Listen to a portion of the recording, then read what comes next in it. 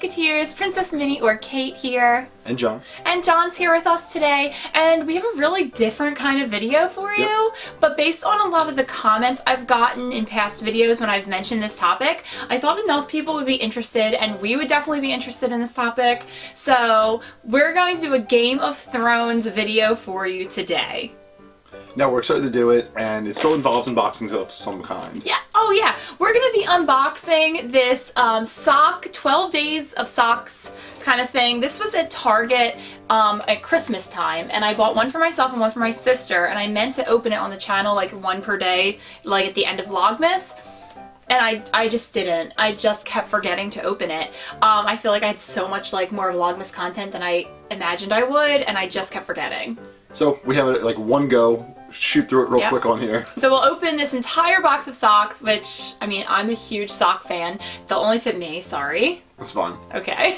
But there's like crew socks in here, and there are low cut socks, and what we're going to do is every time we open a pair of socks, it's going to inspire us to have a discussion about something related to Game of Thrones.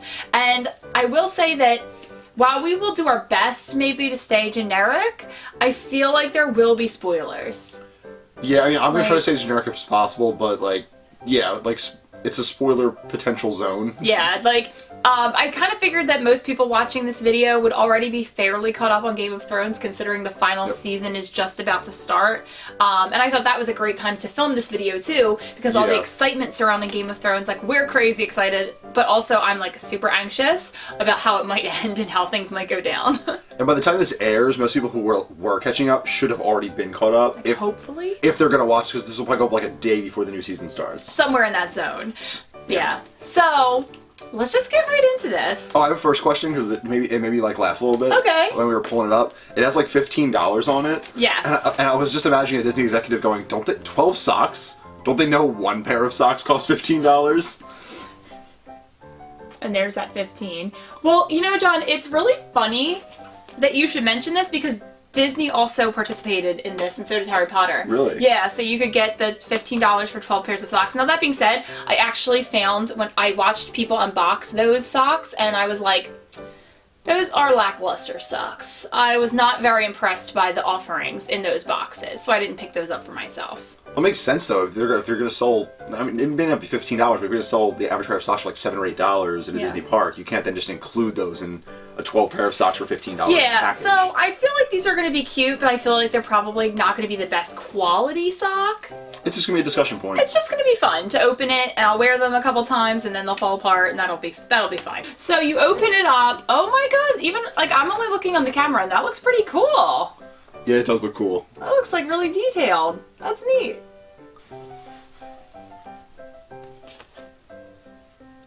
This looks really neat, like the house sigils. And it also has like some quizzes here, and there's 12 quizzes. Or not quizzes, like trivia. And so I feel like we should do trivia, open a house, and then discuss something about Game of Thrones. Yeah, just quick scan, the trivia looks pretty insanely easy. Really easy. For the most part. Yeah. Alright, so the first question is, how many eyes does the raven in Bran's dream have? Well, considering that's also the name of the raven, we're gonna go with 3. 3. Oh, and the answer's also on the bottom of the card, so you have to be like really careful not even to look at the card too carefully. So yep, upside down underneath the Stark logo, 3. Show you guys. It's a 3-eyed raven. Okay, so let's go ahead and open up the first box, if we can. You know, I'm feeling how hard these are to open. You can see number 1 there is the sigil of House Bolton, and it's the Flayed Man. That's as anti-Disney as it gets. Pretty much, yeah. I can't think of anything less. I don't know if I'm going to be able to open any of these. Yeah, like there are little perforations on here. I think it's a lie. Oh well, we ripped the box already. Sorry. So good thing we commemorated it. Oh, these are nice. I actually really like these. I tried to fix it. So first, we're starting with like the crew socks. That's cool. And so they're black and in gold. It says Game of Thrones. I think that's nice. I like the gold writing. I will wear these. It's probably subtle enough that you could just wear them as just black socks.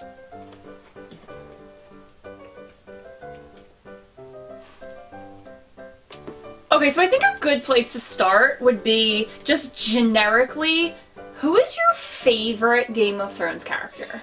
Just like overall, who is your perfect character, I guess? And mine's very easy. I've loved the same character for pretty much the entire show. So you should go first. Okay, I have no problem with that. So my favorite character is the Hound. I am obsessed with the Hound, and I feel like I'm already gonna have like a spoiler right here. So obviously we can't spoil anything for the new season, so don't worry about that. But if you haven't watched the show, or if you're only like 1 or 2 seasons in, these are the kind of things that will be considered spoilers. So at one point I will say the Hound disappears from the show, and we had to watch like a season and a half or something without my favorite character, and it was very, very difficult to do. You were pretty sad and also a little nervous he wasn't coming back. Yeah, so again, I'm no longer going to make a spoiler alert claim. Like, I think that's done. Like, if you're not caught up to the current part of Game of Thrones, parts will be ruined for you. But no, the Hound, he does come back, and he kind of is like a changed person, but not really, and I love that. Like, deep down, he still is who he is. True. And I'm a big fan of that, actually. He's just ferocious, and like, but he still sometimes does the right thing. Like, he's very complex. He's not, like, I feel like even at his, like, worst, he's morally ambiguous as opposed to just evil. He does he does, like, bad things when he has to, but I wouldn't call him evil. Like, I would say he's not good either. Like, he's more in the middle. But he's, like, one of those weird characters where his talk is worse than what he is. Like, his actions are way nicer than his talk is. Like, sometimes. But he's done a lot of things that were pretty bad. But they still were for better reasons than what he doesn't like always, like he helped Sansa multiple times early in the show. Right. And then kind of pretended he wasn't doing it for nice reasons. Yeah. And because it's like, I guess he wanted like a harsher image. Yeah. So I feel like, he is, but at the same time, I think he's like in that morally gray area that makes him interesting. Yeah, so I'm really excited to see what happens with him in this upcoming season. Alright, so who's your favorite? Oh, I've waffled a bunch over the years. For like the longest time, it was Jaime Lannister. Yeah. I love Jaime Lannister. He loves him from day one, which I feel like almost no one does. Yeah, first episode, I was all on Jaime Lannister. Thought he was awesome. I'm trying to think though, like, has someone dethroned him for you? It's tough. I mean, he's really cool, and I think his character arc has been great, which I think is really satisfying, and so he has a little bit more depth than most of the characters on the show. I would agree with that. Who is it? This is the moment. This is the moment you have to pick your favorite. Alright, I'm gonna go with the one person who might have won it. I love Yara Greyjoy. Oh yeah, you've always loved Yara. That makes total sense for me. Yeah, because I was an early Theon fan too. I know, he has the weirdest opinions. But then he just got darker and darker, and I really liked a lot of the Greyjoy storyline, and so Yara seemed like a much nicer option while still really enjoying that. She's such a badass too. She is. She's really cool. She's really self-confident. Mm-hmm. And I think, yeah, she's on the screen a limited amount of times, which kind of makes her cooler in the sense that like she can always do cool stuff every time. But I feel like every time she's on the screen, she steals it. Like, she does. She is the person you're watching. For me, I definitely feel that way, so I'm gonna go Yara. Alright, so we got the Hound and Yara. I like that our favorite characters are not like the main characters. Like, it's I don't know, there's so many great characters in Game of Thrones that you have to explore all of them. Yeah, I agree. Alright, second trivia question. Which Lannister serves on the Kingsguard? Well, I mean... We just talked about him. Yeah, it's kind of like not anymore, right? But, Jaime Lannister. Jaime Lannister, yeah, and yep, that's the answer. Alright, we got that one. Here's the House Lannister trivia question. And there we have box 2. Now, I don't recognize that symbol. I wonder if John does. What is that? You know what? I don't really recognize it either. Because every other one is definitely like a house sigil, but I don't know what the chains are. I mean, I'm going to assume it is too. I almost wonder if, like, we're average, like, watchers of the show. We've not gone in and, like, we're huge fantasy book readers. We just have not read Game of Thrones yet. We're trying to wait until the show's over. Well, no, not me. I will not read the Game of Thrones books unless George R.R. Martin actually finishes them, which I don't believe he will do. Whereas my plan is kind of, I'm in the middle of a bunch of other series, so I prefer to watch the show first, and then once it finishes, kind of experience the books all the way through. That way I'm kind of like getting the experience with the show once, and then getting the experience with the book once it pops. And so we've done a lot of research, like, into the Game of Thrones lore without reading the books, but like something like just a random house symbol is not something that we would have Yeah, so they're just like been aware of. There's manacles. But I would assume a book reader would know what they are. Maybe. Okay, John's pulling out the second pair of socks. Oh, it is Lannister. Okay, that's cool. And they're like your style of socks that you like. Yeah, I like those kind of socks. I like every kind of socks, honestly. I'm wearing knee-high socks right now. I'm a big fan of socks. The colors definitely scream McDonald's to me. Yeah, I did not see that coming. All right. But they're really cute. They're like that classic lion look. Now I'm gonna now forever I'm gonna associate the Lannisters with McDonald's. Yeah.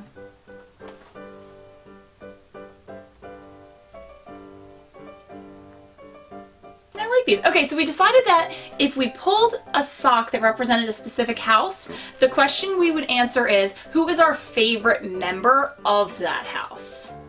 So of all the Lannisters, and I feel like you could take that a little broadly if you want, who is your favorite Lannister? And just for clarification, are we gonna like if it's a major house that is supporting houses? Do we include the supporting houses? No, I would say they have to be called Lannister. Okay. I mean, it's Jaime then for me. Like, Yeah. I already went into why I love Jaime Lannister, and there's a lot of reasons. But like even going back to season 1, I love when he like fought Ned, and I think he's like kind of like weirdly honorable, even though he's kind of not a great guy. You've always said he was honorable, which is so funny to like most people, I think. No, he's like an honorable guy from the very beginning, but like almost in a way where he hasn't. Like right after that moment, he pushes a kid out of the tower. Well, like he definitely beats Ned and was going to kill him in the first season, and then doesn't. Now I do worry, and I think it makes him an authentic character, that his honor is mostly just tied to his ego. Like he wants to be seen as honorable, so he does honorable things. But he's also the Kingslayer, so I think he's also willing to do what is necessary, even though it actually makes him look completely unhonorable? Is that the word? I just think he's like not honorable. I think he's just a raw character. So I think like his motivations make sense to me, and that's what I enjoy. You know what's weird? In this very moment, I kind of want to say my favorite Lannister is Tywin. Like Tywin. I don't know. I really such a good villain, but he's not ultimately my favorite. I'm just like feeling him right at the moment. I would say I think I'm gonna go with. To me, it's actually a struggle because I'm gonna count Cersei as a Lannister because I feel like, especially with what happened in the last season, she's completely like thrown off the whole Baratheon identity, and she is a Lannister. I feel like she always was, you know? Mm-hmm. So, as much as I kind of would like to say it's Tyrion, I think it's Cersei. That's a cool choice. She's so interesting, and I've loved like watching her develop as a character throughout the show as well. She's just. I think Tywin says to her at one point, like, you're not as smart as you think you are. And I think that we have seen that be true, except for the very last part of the previous season. And she might be actually now outsmarting everyone else. And I'm interested to see if she can actually do that in this next season, or if it all blows up in her face. Which I feel like it will. But I just kind of think she's such a great baddie. Just like so good. She's already kind of had a better run than you would have guessed. So. Yeah, I didn't think she was going to be that's where she is at all. She's definitely outshone her potential, I think. She's like peaked. Yeah. Alright, so that's our favorite, those are our favorite Lannisters, Jaime and Cersei. Trivia number 3. Which of Daenerys Targaryen's 3 dragons are the largest? I think it should say is the largest. Which of the dragons is the largest? So this is also an English lesson for the people that did this. Yeah, you need some copy editing here. And it's Drogon. It's definitely Drogon. Yeah. And yep, that's the answer. There's the card. Woohoo! And box number 3 is John's favorite house, or at least usually it has been in the past, the Greyjoys. And one thing I just want to say, because you didn't realize this for a really long time, is that Daenerys actually named her 3 dragons after 3 really like important men in her life. Mm-hmm. And Drogon, the biggest dragon, is named after her husband, Khal Drogo. Great character, of course. Viserion is named after her brother Viserys. And Rhaegon, that's the other dragon's name, right? Is named after her brother Rhaegal. So, there you go, just in case you didn't know that. But okay, so number 3, we get to open up the, I'm gonna see if I can do it. If I'm Don't hurt it no, now. I can't. Oh, well. This is like impossible to open. But yeah, so now we're gonna open up the Greyjoy sigil. I'd love just to get a pair of Greyjoy socks. That would be super cool. All right, the next pair actually are kind of like a mixture of the symbols. Oh, they're nice. A little cartoony. I don't know if you can see. It might be tough to see from a distance. Yeah, it's like major house sigils though. Yeah, I see That's Greyjoy. really cool. I see Targaryen, Martel. Stark. Martels are on here. Yeah, Lannister. These are cool. Yeah, they're very cool.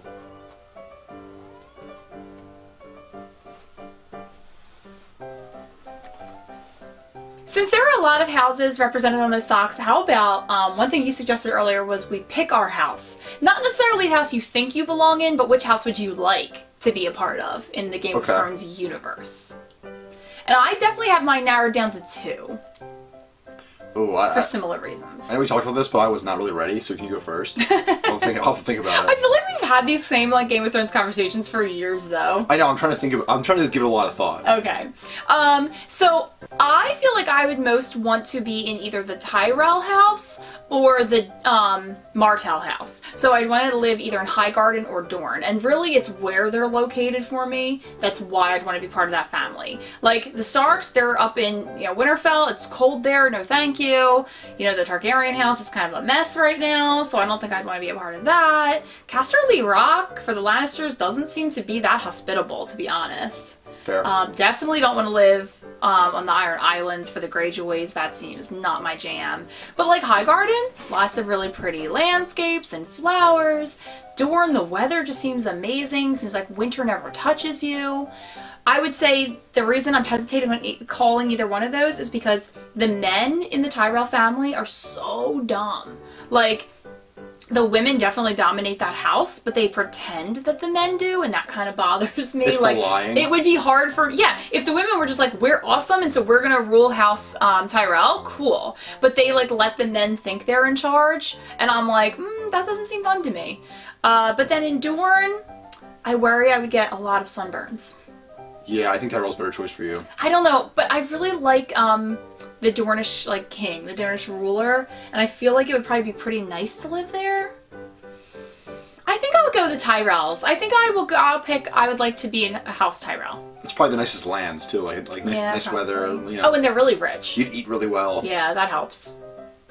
All right, I'm in between a few. I think I kind of like the idea of like somewhere in the north, but like remote. So I was kind of leaning towards like House Mormont. I feel like you just wouldn't be bothered. Okay. You're kind of in the woods, but they still seem to have a nice castle. I'm not a person who needs like a crazy amount of material things, so I feel like I could get by without having like fancy lord and lady stuff. Okay. So a little bit of a poor knight, but that would be fine by me. So you're going like a side house then. You're not going a major house. I mean, yeah, it's fine. Okay. Maybe it's a little bit of a smaller castle. It's fine. Smaller castle, we'll accept it. I would also, you know what? It seems like a good choice for me is like living in the Vale seems pretty sweet. Oh, the Vale does seem nice. Well, that's near me. That would be near me in Highgarden, right? The Vale's like not that close? Or not that far? It's like they're both in the middle of the map. I mean, they're kind of opposite sides in the middle of the map. We've been playing Game of Thrones Risk, so I have like the map pretty clearly in my mind. And I feel like they're closer than other things are. Like they're not super far apart. So I feel like the Vale seems really tough to attack, like impossible. Yeah. And then they're all kind of just chilling and but yet even though it's impossible, they're all like super armored up. So it's like old school. It reminds me almost of if you watch like a medieval movie. They feel the most like knight-like. Almost like French knights that like had like incredible armor, like on horseback. It seems like they definitely channeled France when they do that. And yes, I get a France vibe. You're right. From yeah, Middle Ages France is how it feels, and and even it's fancy. So I feel like that'd be a cool place if you want to be real fancy. So between there, it's one of those two. So House Arryn or House Mormont? I'm gonna lean House Mormont though. I feel like my beard would go over better. I feel like you can handle that. I feel like that's a good one. I feel like there's also less pressure not being a major house. They're also super honorable there. Yeah, I'm pretty decently honorable, and I feel like you don't have to really make any decisions as a vassal house. You just like get told when to show up. That's fair. And you just show up with your guys, and you're like, we're here. And the rest of the time, you just don't have to deal with the pressures of leadership or anything like that. Yeah, I feel like they just like sit around, they drink, they chill in the forest a little bit, maybe. They chill in the forest. Do a little bit of hunting. I don't know. It seems like a cool place to live. I feel like it would probably be a little more tolerable to live there when winter was not there. Like when winter has come, it would probably be a really harsh environment to live in. Oh, I'd be like the son of House Mormont that would go on vacation to like Dorne during winter. Like, gotta travel. Oh my god. Alright, let's move on to question 4. Who did Robert Baratheon ask to be his hand of the king? I mean, technically, I guess that's 2 answers. That's true. He first asked Jon Arryn. First it was Jon Arryn, and then it was Ned. Yeah. But they have Ned Stark, of course. And I mean, technically, do we ever really know that Robert, like, didn't, like, farm out that question to a lot of other people and then just was like, fine, Ned will say yeah? I don't know. He actually seemed like, I think from what I remember in season 1, he says, like, you're the only person I can trust. But isn't that exactly what you'd say to the person that you take the job? Like, what if everyone was just turning down Robert Baratheon left and right? He's like, ugh, Ned will believe this lie. I don't think so. There are a lot of power-hungry people in Westeros. Alright, fair. So we're gonna go Jon Arryn and Ned Stark. Yeah. And so the Baratheon symbol right there is going to be that 4th question. But the 4th pair of socks, you got the Targaryen sigil right there. And they actually are Targaryens. They are Targaryen socks. Oh, these are cute. They say Mother of Dragons. I really like that. Yeah, that's cool.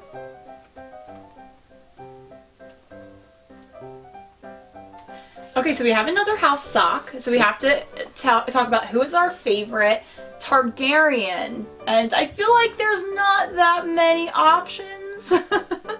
I'm gonna go Daenerys by default. Because I feel like the only one you really get to know other than her is Viserys, and he's awful. You could go the Mad King, I guess. Like... Drogon. Drogon Targaryen. if she's the Mother of Dragons, like she's a fair point. I like that. Yeah. All right. I think that's a pretty simple one then. Yeah, Drogon. Daenerys and Drogon, our favorite Targaryens. Question number 5. What is House Martell's motto? I'm trying not to cheat. Me too. I covered up the answer, so we can't cheat. Oh wait, is that something about? No, I think I remember it. It's something like because I don't think. Duty. No, that's Tully. No, I think you know what.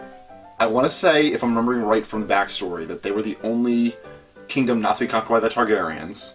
We do not bend or something? So I want to say it's probably like, it's like something. Unbent, oh, unbroken. Unbent, unbowed, unbroken. That sounds right. Is it? Yes, nice. Unbowed, unbent, unbroken. You got us there. Good job. There you go. Okay, and then that's sock 5. Ooh, it's my house symbol. That's cool. So you have the Martel sigil there. And the Tyrells there. Now, you know, their words are growing strong. Kind of lame compared to unbowed, unbent, unbroken. Doesn't Olenna also say that their saying's horrible? Yeah, again, the women in that house, they just like, they're with it, they know what's going on, and they're kind of just like, ugh, that's a lame sigil. That's a lame set of words. Oh, these look cool! Oh, they're Arya inspired. Well, ooh. Well, it's a little bit of a spoiler, but it says a girl has no name. A girl has no name. A girl does have socks, though. A girl does have socks. I think these are probably my least favorite of the set, like, thematically. Oh, no, I like them. So far. They are cool. And I do like gray, so these will work with a lot of things. I think they're the coolest, because I love that. I use that on people all the time. Okay. Like, not a girl, but I mean, like, you know, man has no responsibilities. I don't know. You just say, like, weird stuff. It's fun. Okay, so a girl has no name. Definitely, obviously makes you think of Arya. Or my 3rd favorite character, Jaqen H'ghar. Okay. She gets mad because I just tell her I think everyone's Jaqen. Yeah, I don't know. I don't want to talk about it. Oh, can I talk about it? I guess. I feel like I don't want to talk about it, but this can be your spotlight. You have 1 minute to talk about Jaqen H'ghar. I can do it in 30 seconds. Great. So go. If you remember back to season 1, if no watch on. Syrio Forel, the dancing instructor, one of the greatest characters ever on the show, that like tutored, mentored Arya. This is already 8 seconds in. I can get done. All right. Well, maybe now I'm getting nervous. So Syrio Forel, in my opinion, from everything we see, there is zero chance that he gets killed in that scene. He definitely fakes his own death, runs around, changes his face, gets captured as Jaqen, because the whole time he was just a faceless man, and then he continued to mentor Arya throughout the whole show, and then in the final season, boom, he's just going to show up. He's going to be like, oh, I'm Syrio Forel again. I hope you could follow that. Yeah. I've heard it so many times, like, I just tried not to listen. The core principle is that Syrio Forel would not have been killed by that lame guy. I think ultimately this just shows that people have some real wild Game of Thrones, like, theories. But if you take anything from it, and I remember his name, Sir Meryn Trent would not have killed Syrio Forel. So Syrio Forel is a faceless man. Yes. And he's really Jaqen H'ghar. Or Jaqen H'ghar is really Syrio Forel. Yeah, one of the two. Some version of that. And I just feel like that's fine for book readers, but they have not given enough evidence to warrant that for the show, so I'm just completely putting it out of my head. Alright, that's fair. Alright. Next one! Let's see, we're on sock 6. The trivia is, what castle did Stannis Baratheon occupy? I know. Yeah, I know too. Dragonstone! There you go. Yep, that's right. And let's see, sock 6 is going to be, what's that one? You know what? I would have thought it was House Aaron, but now I'm worried it's not. House Aaron I thought was a bird. And actually, I'm seeing that now. Yeah, it's yeah, I don't know what this is, so maybe somebody out there can fill us in. Yeah, if you could tell us, that'd be great. So there's Stannis's, like, house sigil for the Baratheons. And it's this symbol right here. Does anybody know what house this is representing? I'm guessing it's a minor house or a vassal house, but I don't know. I would think it's safe to wager that this will not have that same symbol on the sock. Extra mangled. This box is getting torn apart. This box is going right in the trash, so it's fine. Well, what do we got? What do we got? Oh, it's the Stark symbol. Stark symbol. It's the Stark, but it's kind of threw me off because it's actually like a gray sock with a black Stark symbol. I like it. Yeah, it's different. It's pretty cool. And you know, big fan of gray, so that works. Let me see if I can get that symbol to show up a little even better. It kind of is like a horrific version of the dire wolf. You like sock puppets with it. The same size. Just two dire wolves.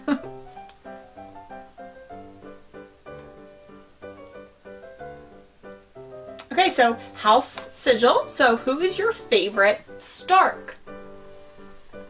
That's a tough one. I feel like a lot of people out there are like super pro Stark. Like you see a lot of Stark tattoos, like this.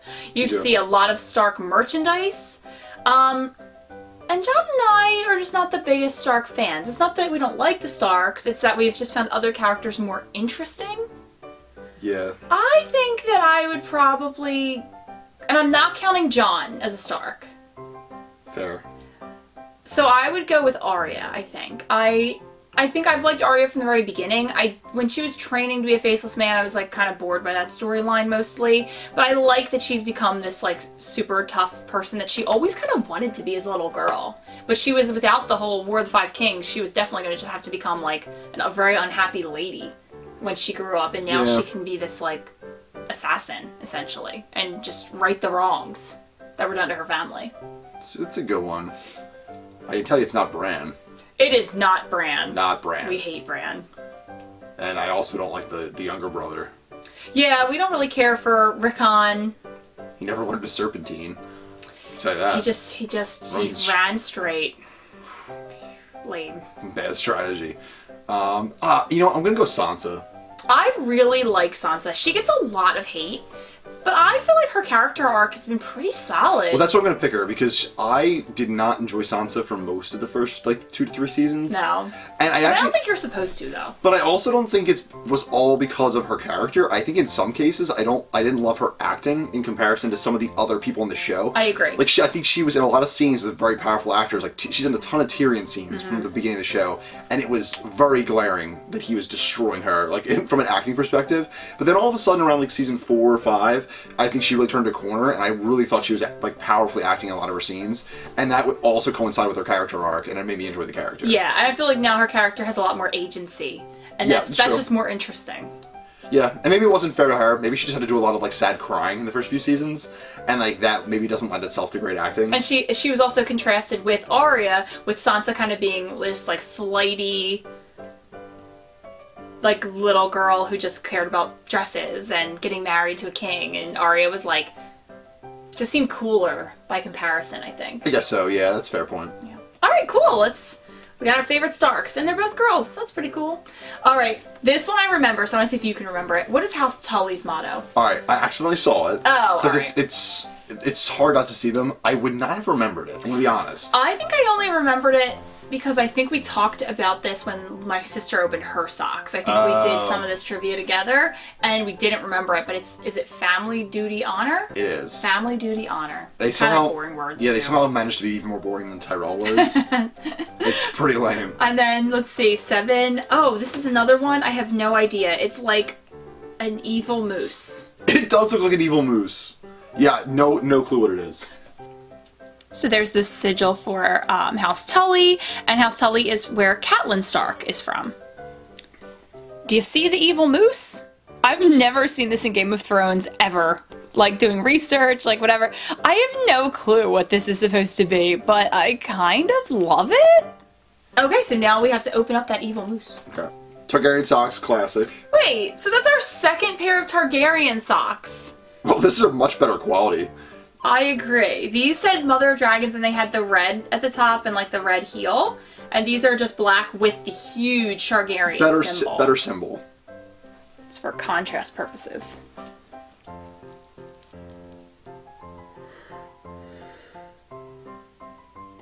Alright, I have a question for you that's like, it's really, I guess, not a spoiler, I would say. Okay.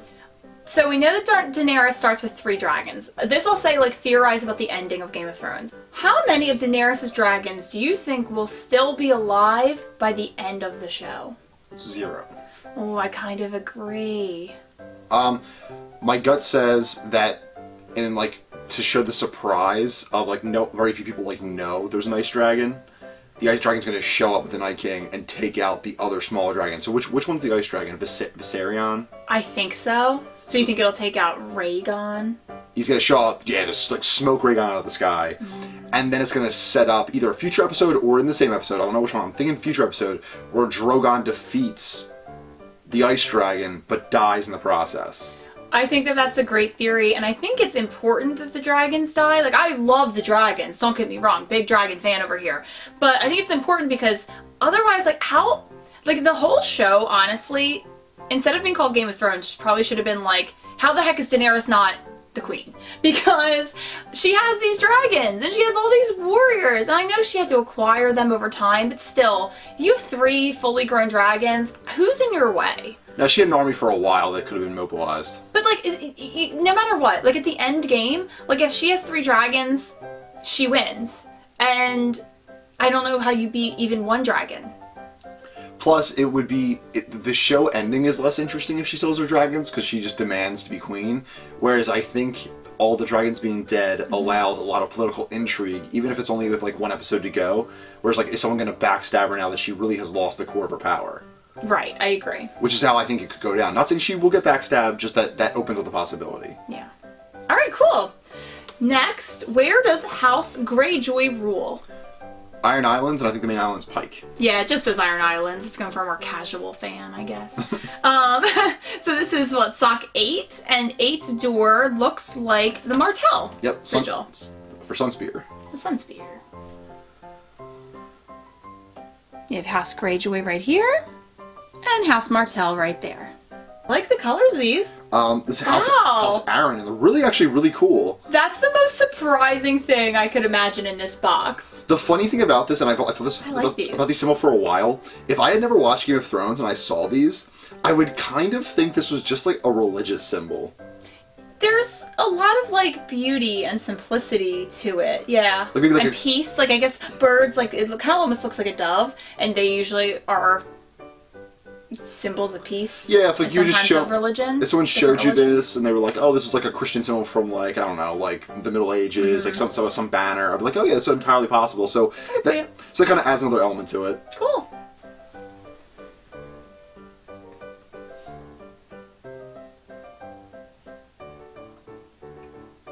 Okay, so I would say those socks were a big surprise, and I know we said that if we saw the sigils, we'd say who's our favorite, like, house member, but I feel like with House Aaron, like, who are we even gonna pick? Like what, like the creepy mom Liza? Like the creepy son Robin? Lord Royce, I think his name is. Is he even in House Aaron? He serves them. He's like their general. So I feel like we should just change directions here. And also, I'm sure his name is Royce. I think it is. I think you're right. But so, House Aaron, what it makes me think of is when Sansa mobilizes House Aaron to fight at the Battle of the Bastards. So, what is the thing in Game of Thrones that has surprised you the most? When you think back to watching the whole show, what was the most surprising event? that event you just brought up was not surprising at all. It was like highly foreshadowed to the point of like being obvious. So that wouldn't be it. I got one that popped in my head because it was so random. And it's kind of a smaller moment. Okay. I just want to make sure that alright, I'm gonna go with it. I think when they kill, this is like in Daenerys' storyline, in one of those seasons where they're like, why are we just still in Marine? When they kill, why am I like the guy, the older guy, the old Barristan Selmy. When Barristan Selmy dies because by the what are they Sons called? of the Harpy. Yeah. Because to me, that just like was the end of an episode, and it felt so random. Like I enjoyed it; it was a really cool ending to an episode. Yeah. But it felt very much like this came out of nowhere. That's true. So there was like the complete opposite of like when they're like, "Look how tricky we are." The night showed up. It's like you've been telling us they were going to show up forever. Whereas like they just killed Selmy, and you're like, "Wow!" Like that actually was a shock. That was surprising. Okay, I think mine's a little funny. Okay. So my first thought was the Red Wedding. Okay. But at the same time, they do set up that, like, you don't want to cross Walder Frey. And then, so there's this whole thing where, like, you're supposed to protect people under your roof, and Walder Frey's like, nah, like, you guys broke your promise with me, so I'm gonna join with the Lannisters and backstab you and kill you all at the wedding. So I think that was a super surprising event. But I'm gonna go with part of that, but that's something that happened before the Red Wedding that actually surprised me more. Do you know where I'm gonna go with this? Yeah, I know what you're saying. So, Catelyn's brother has to marry one of Walder Frey's daughters who was promised to Robb for the agreement. Yep. And all of Walder Frey's daughters are like not attractive and just like hard to look at, I would say. And then so the Catelyn's brother, I can't think of his name, but Catelyn's brother is like so not looking forward to being shackled in marriage to someone he didn't pick. And then at their wedding, it's revealed that she's like really lovely, and he's like, oh. Like, I just thought it was one of the most funny, surprising, subtle things that Game of Thrones ever did, and I thought it was amazing. Plus, you also got the great scene of, like, Walder Frey, who's just Filch from Harry Potter, leaning forward and kind of being like, to, like, Jon Snow. No, Robb Stark. To Robb, being like, you could hide this one. Yeah, Robb Stark. He just, like, him leaning forward and doing that, it just felt so much like Filch to me, that it's a really funny scene in the show. He will always be Filch. Yeah.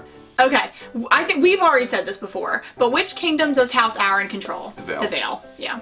And so that's sock 9. Okay. Ooh, we have a stag. Here we go. House Aaron, just like on the socks we saw. Okay, and you have the stag with the crowns. That's going to be representing Robert Baratheon's branch of House Baratheon. I like the colors. It's actually Stannis Baratheon's stag logo. Okay, and I think these are beautiful. They're very cool. I like the color. You know what? The quality of these socks is not bad. They feel nice. Yeah, these are pretty cool. I love these. These are so lovely. Really, they're like an oatmeal color. Really interesting to choose that color for this, which I think makes the symbol cooler. And really interesting, like I was just saying that the stag with the crown is Robert's like division of the house, but the bleeding heart stag is Stannis's. So really interesting to go with Stannis's logo. Yeah, I mean, he does last longer than Robert. It's way more prominent in the show. Yeah. And then what about Renly? Does Renly also have a stag? He does. I cannot remember. He might have the stag that's the standard Baratheon stag. Oh, okay.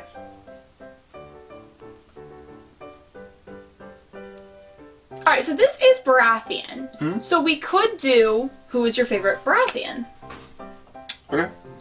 Do you want to go first? I'd like to go first because I have a complex answer. Okay. So earlier on, the very first one, I said my favorite character was the Hound. And I have loved the Hound the entire show, but he was always like my second favorite character to Stannis Baratheon. I loved Stannis. Like, Stannis could do no wrong in my eyes. I would follow Stannis to the ends of the earth, I would. I loved Stannis. Even when he was doing horrible stuff, I just thought he was awesome. She really did, and no one understood it. I know. I just have been Team Stannis for so long. Like, I watched him use dark magic to kill his brother. Still love Stannis. She was like reasonable. Fine. Okay, I get it. Like, not really, but okay. Like, I watched him burn his own men at the stake because Melisandre told him to. Still with you, Stannis. Still with you. Like, watched him, keep his own daughter locked away because his crazy wife told him to. Okay, I'm still with you, Stannis. But he finally lost me. He finally lost me when he burned his own daughter alive. And we also became huge Davos fans. So, like, we were like, Davos is gonna be pissed. Like, when Stannis did that. As she did that whole story, my only thought is she's basically the living, like, you're living Davos. You're just Davos in real life. That's true. I stood by Stannis for so long, and the same thing broke both of us. Yeah, that was the only thing I could have done. Great point. Yeah. I'm just the Onion Knight right now. Yeah. So while Stannis was always my favorite Baratheon, I think I have to change it now. And I thought Renly would make an amazing king. I think if we could go back and pick any character in the show to become King of Westeros, I would pick Renly Baratheon. Which was Renly Baratheon's core point. That he was the only one worth... The only reasonable one. Yeah, that was a hardcore Ned Stark's fault for not backing Renly. Yes, agreed. That's all he had to do. Yeah. So I think I'm gonna go Tommen. Wow. I thought Tommen was adorable, especially after the reign of terror that was Joffrey. To have such an innocent sweetheart become like King of Westeros was so refreshing. And he was so cute. And the one night when he was in bed and his cat jumped on the bed and he was like, Sir Pounce! I was like, oh my god, I love you, Tommen, you're so cute! And his death hit me hard. That's an okay answer. Thank you. I was considering Renly, but it's tough. Like it's only like a season and a half of the character. Yeah. If I'm considering going a character even more minor, and I don't remember it. What is Tommen's older sister's name? Oh, I was gonna go Marcella. Marcella. I was between Tommen and Marcella. Because she's so sweet. She is sweet. I think that's another moment on the show where that was just not okay. Where you're like, I don't even understand why this is happening. Like, after witnessing Tommen and Marcella die, I was like, I am getting Cersei more. Like, I'm feeling her more. Oh yeah, the Marcella death is like, it kind of puts everything Cersei wants to do in perspective. Like, to the point where like, Cersei is the good guy when she's brutally killing the Martel women. Oh yeah, you're like, do it, Cersei. You could be the do it. And she could be the most anti-Cersei person. You're like, yes, they deserve to die. That was horrible because Marcella was so sweet, and then she might be the only 100% pure character on the entire show. Yeah, I guess Tommen gets a little corrupted by the what do they even call the Sparrows? But I even like he's not even corrupted by the Sparrows. He's more corrupted by just wanting to get Marjorie back. True. But like Marcella never is. She's just sweet. She even says nice things to Jaime right before she dies that are like brutal. So yeah, I'm going Marcella. All right, so we picked two of the kids. And who aren't even really Baratheons. Yeah. That was John Arryn's downfall. If I'm forced to go with the person who has actual Baratheon true lineage, I'm going Gendry. Fair. Like I actually like Gendry. Gendry's fun. Don't love Gendry. I bet a lot of people would pick. I'd rather see Gendry be king than Daenerys. I don't get that. He has no leadership abilities. I mean, yeah, he'd be an ineffectual king, but I feel like he wouldn't do anything bad. Okay. Let's move on to sock number 10. Who was the... Well, we've said this one also. Who was the head of House Frey? Filch. Mr. Filch and Mrs. Norris. They're king and queen of House Frey. Oh my god. Well, Walder Frey. Oh, I got it wrong. That's a shame.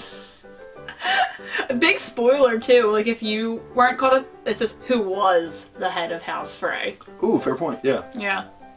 Alright, and then sock 10. Oh, it's a Lannister. But we already got Lannister socks. So I'm hoping there are not Lannister socks in this one. Yeah. You have the twin symbol for Walder Frey. Just like one of the nicest looking squares in the whole box, probably, for sock number 10. They're Hodor socks. Okay. I mean... They're, okay, you know, they're kinda cute. Now, I see, like, the different colors and stuff. They're kinda cute. They're kinda cute. Which Hodor was kinda cute. Yeah, I mean, unpopular opinion, I never cared for Hodor. I didn't either. Didn't either. Still won't quite get it. No. I tried. I did. Yeah. Oh, I actually have a big thing I want to say about Hodor after I show you guys the socks. Alright.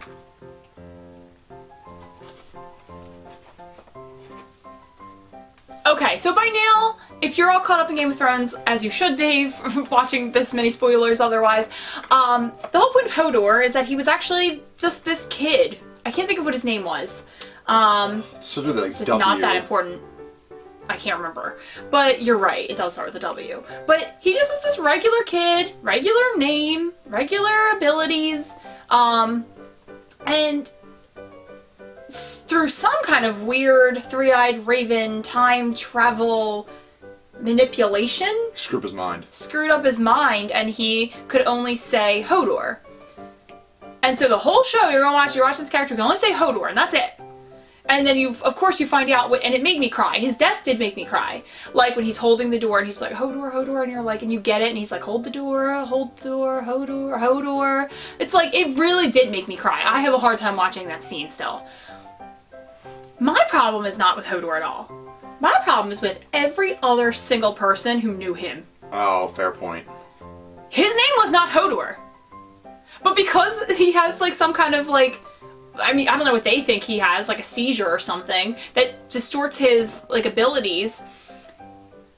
They stopped calling him, I cannot think of what his name was, Wally, Wilbur, like something, like W. Those aren't right, but yeah. They're not right, but like, whatever he was, he still had a name. True. Like, if you just start saying Hodor all the time, I would still call you John. Yeah, and you know like, what? I hope I'm making myself clear. Like, those people were monsters. I would want to still be called John. Of course he would! Let's be clear on that in a Hodor-like scenario. Still call me John. Do not call me Hodor. I just felt like I had to get that off my chest. Is that Might be my biggest complaint with Game of Thrones as a show.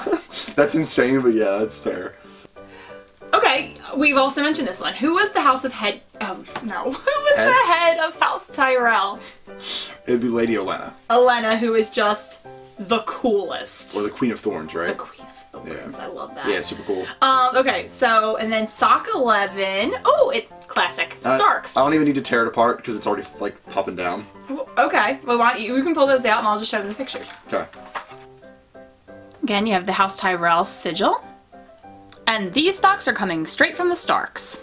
Okay. They're winter's coming socks. They're nice. I like them. They are. They kind of look like a JV basketball team socks. Yeah, I agree with you. The colors plus the symbol, like I like them for that reason, but it is funny. Like it doesn't feel Game of Thrones to me. It feels like someone ripped off Game of Thrones and they're using the logo. Totally agree.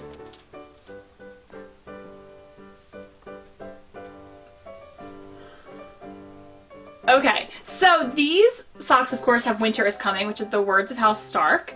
And the one cool thing about those words is they're never wrong. True. Winter is always coming. Let's pick our favorite house words. Okay. There are so many cool ones. Obviously, we did Martel, Unbound, Unbent, Unbroken. I mean, did I say Tyrell? Martel? Martel's Unbound, Unbent, Unbroken. Yeah. Tyrell's Growing Strong. Lannister is Hear Me Roar. Mm-hmm. Targaryen is Fire and Blood, which is a cool one. That's cool. It's cool. Tully is Family, Duty, Honor. The Starks is Winter is Coming. I do like the Greyjoys. Yeah. I have to say, we do not sow. That's pretty great. Yeah, the Greyjoys are taking it for me. If I had to go with like a lesser house, it'd probably be like I do enjoy House Mormont. I like Standing Strong. Standing Strong is nice. It's just a little bland. It's bland, but it communicates who they are. Pedestrian. Yeah, but I mean, I think yeah, We Do Not Sow is tough to beat. It's pretty good. What's the Baratheons' words?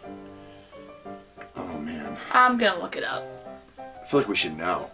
I definitely feel like we should know. Right. Oh, of course! Their House Baratheon is Ours is the Fury. Oh, that's a good one, too. That's supposed to be like a big battle cry for them. Just want to see if I'm going to miss any really cool ones before I pick.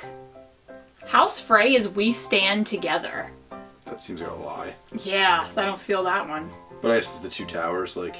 Oh, I like this one. House Hornwood is Righteous in Wrath. That sounds like... I like that. That just sounds like your like daily slogan. Yeah. I love that one. I might have to pick House Hornwood. Who the heck is House Hornwood? House Aaron is As High as Honor. I don't think I ever heard that one before. House Bolton, Our Blades Are Sharp. That's pretty cool. It's cool. I just don't like the Bolton, so I wouldn't pick it. House Valerion? The Old, the True, the Brave, the Marines. Don't you feel like ending it with that? Like, isn't that just like the Marines sound? Like, it sounds so, like, isn't there's like the Few, the Strong, the Brave, or something like that? Oh no, you're better than me at this stuff. I don't know why I would be. There's a lot here, and a lot of them are really cool. There are so many houses. House Royce is just we remember. It's kind of lame. Pepperidge Farm remembers.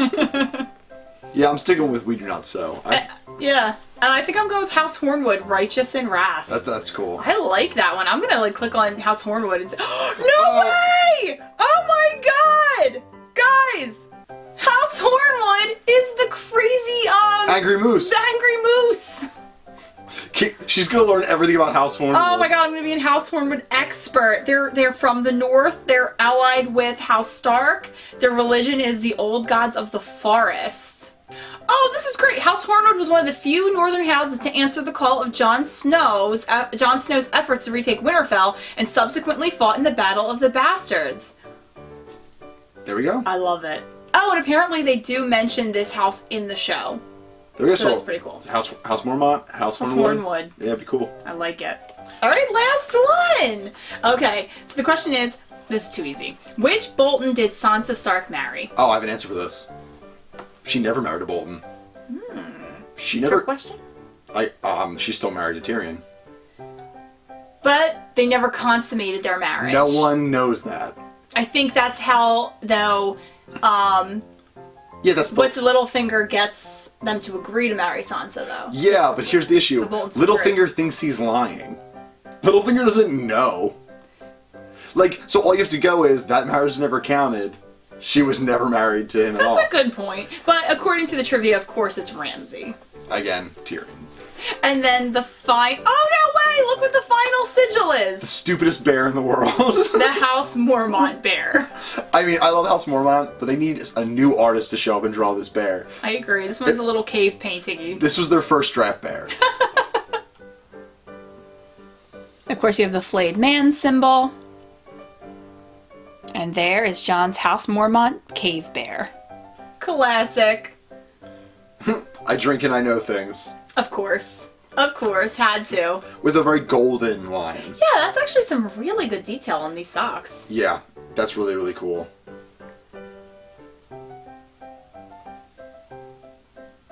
So, it says I drink and I know things. So what we do not know Okay. is who ends up on the Iron Throne.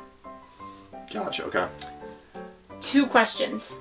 1, who would you, of all, not like of everyone who's ever been in Game of Thrones, but anyone who's in contention for the throne as of this moment, who do you most want to see take the Iron Throne? Okay. And who do you think is going to take the Iron Throne? So it could be the same answer, but it could be different. Those are the options. It's your question, so I assume you have answers ready? Kind of. I would most like to, in all honesty, see Jon and Daenerys share the Iron Throne. I would like to see them as co-rulers of Westeros. That is just my romantic, not gonna happen in a million years dream scenario for Westeros. Okay, and do you think that, so that's your dream scenario, what do you think is gonna happen? Honestly, I think that the show is gonna surprise us, and like, I would be surprised if anyone ends up on the Iron Throne. Yeah. If that makes sense. Kind of stole my answer. I think it's... Sorry, we haven't actually talked about this too much together. I think that's a real possibility. I mean... Not that everyone's necessarily going to die, but that something is going to happen. Maybe the land's just too ravaged. Maybe. Or maybe too many of the prominent characters are dead. Yeah. Which I think is a real possibility. I don't know if that's the best answer, but it was what I was going to go with. Maybe I need a different answer just because you gave us that one. Give us another theory then. What's another theory you think? Alright, I could see... Here's what... Maybe I'm going to go with this. I'm going to go with a Gendry theory. Okay. My Gendry theory is that in the battle, all the dragons die. Jon Snow also dies. Night King is defeated, blah blah. But now Daenerys' power is gone, and the people that supported Jon weren't even really that into Daenerys in the first place. And that they'll choose to go with one of the only people who has a reasonable claim by legitimizing Gendry and choosing him over Daenerys because they don't like her in the first place. I feel like there's a chance that only Jon likes Daenerys in the North, and the rest of the people will be cooler with Gendry, and maybe she'll get backstabbed, maybe even killed. Like, and it would be actually really cool if it was someone you never see coming, like Sansa gets her killed, like she orders her murder. Oh, I feel like that would be so lame. It would be Sansa showing she learned from Cersei all those years. That would be the greatest ending to Sansa's story. Would be like somehow Cersei got defeated as well. I don't know how that's gonna happen, but I would just see like Sansa orders her murder. Maybe, probably, Arya does the killing. Of Cersei? Yeah, so Sansa orders Arya to kill Cersei, and then they install Gendry on the throne, who Arya likes and she would fully support. And then Gendry, and we have House Baratheon taking it all over again. And really, House Baratheon, once again, rebelling against a future Targaryen ruler. Okay. Interesting. That's like an out there theory. Who do you want to see on the throne? I get anybody. Anybody who's still in contention. No. You're not picking Tormund. No. I'm gonna pick someone. Alright, number one. I'm gonna give you 3 choices. Number one. No, you're top. Who does he want? Number 1 dream choice, Lyanna Mormont. That's so dumb. She'd be a great ruler. That's fine, but she's not in contention for the Iron Throne. We don't know who's gonna be in contention once the dust settles. Oh my god. Alright. It's not gonna be the Mormonts. You never know. Maybe they're behind it all. Oh, let's put a 9-year-old girl on the Iron Throne. Can't be worse than what they've had. It can't get worse. Okay. Can I get a more realistic scenario, please? Does it have to be more realistic than Gendry? Probably, yeah. Because I would say he's not really vying for the throne. Alright. I would say the most realistic then for me would be one of 2 things. One of the most Game of Thrones ending possible, which I think no one is talking about, is Cersei just manages to find a way to win. That's his biggest theory. I was shocked you didn't say that. No, it's because I was going a little outside the box. I actually think there's a chance that enough of the dragon's dead, enough people are dead, Cersei just wins. It would be why is everyone assuming this show is going to have a somewhat happy ending when nothing has ever been happy? True. It's consistently, no one's defeated the Lannisters when they just... And she'll have what she wants, but she has nothing else. Yeah, everyone's gone. There's no one even to lord it over, because they're all dead. Yeah. That's even worse for Cersei. So Cersei just sits there and kind of sad that she has no one to be better than. That would be one of them. I could also just see Daenerys doing awful things, getting the throne, and again, most of the people dead, and then Daenerys not being that shining beacon she was sold as being. She's not even that popular anymore. I'm very, very, very scared that Daenerys is going to kill Jon to get the throne, because she's going to see him as a threat. That is possible. That's my biggest Game of Thrones fear. Man, the more I think about it, the more I want Cersei to win. It would just be so cool. I don't think so, but it would be interesting. I'll give you that. I do, no matter what though, Euron Greyjoy needs to die. Yes. No disagreement there. Gothic Joshua Jackson cannot be on this show for more than 1 more episode. Theon needs to get him. Yeah. Yeah, I don't care what happens to Theon. Theon can die immediately afterwards. He needs to get him. He ruins every scene he's in. So I would love to hear, and I think we would love to hear from you guys what your Game of Thrones opinions are, who your favorite house is, who your favorite, say, character is, what was a surprising event for you, any of these questions that we tackled, and especially, how do you think it's all going to end? Who do you want to see on the Iron Throne? And who do you think is actually going to be on the Iron Throne? And maybe if you're an optimist, you think those are the same things, but we're not feeling very optimistic, I think, about the ending. No, I just hope that the ending doesn't ruin the whole show for me. It won't for me. I enjoy the journey, but she very much is. An ending does ruin things for her. Yeah, makes it or breaks it, for sure. Yeah, I've been threatened multiple times that I can no longer show her movies about 2 long-lost lovers if I don't already know that they don't both survive in the end. I feel like that is such a common romantic drama movie trope, where for some reason, boyfriend and girlfriend or fiancés or husband and wife, they drift apart and they come back together and they rekindle their love and then one of them dies. It happens in so many Nicholas Sparks-esque books. And I'm like, why did I just watch this? Just to make me sad? I don't like it. I like happy endings, so I like Disney. That's fair. So thank you guys so much for, kind of being along for this crazy Game of Thrones discussion with us, and we can't wait to hear your opinions down below, and we'll see you real soon.